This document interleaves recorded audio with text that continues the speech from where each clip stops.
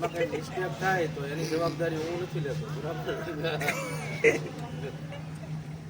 તો વિદેશ આપણે જવું જોઈએ કે ન જવું જોઈએ, કે ઇન્ડિયામાં રહીને આપણે બિઝનેસ ધંધો નોકરી કરવો જોઈએ, એ વિશે શું કેવું છે તમારું? એજ્યુકેશન તમારું પૂરેપૂરું હોય હમ અને તમારે પૈસા જ કમાવા હોય હમ અને ત્યાંનો પૈસો અહીંયા પૂરો મોકલે, હમ પરિવારને સુખી કરવા હોય હા અને પરિવાર માટે કમાવવું હોય તો તમારે જવું જોઈએ.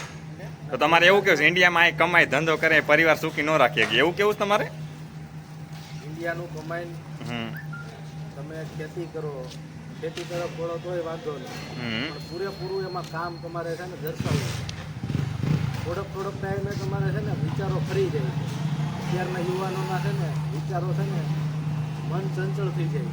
હમ અત્યારે મારે વિદેશ જવું છે, પછી અઠવાડિયા પછી પાછું ખેતી તરફ કપા વાવવો છે, હમ પછી પાછા મહિના પછી પાછા આંબાની ખેતી કરવી છે, પછી પાછા 2 મહિના 6 મહિના જાય પછી જમરૂખની ખેતી તરફ. એ તો ભાઈ ભલામણા સિઝનેબલ ધંધો કરી શકે ને માણસ ઇન્ડિયામાં રહીને, એવું જરૂરી થોડી. અત્યારે જેમ હીરા મંદી છે જ માણસો ગામડે જઈને ખેતી કરે છે.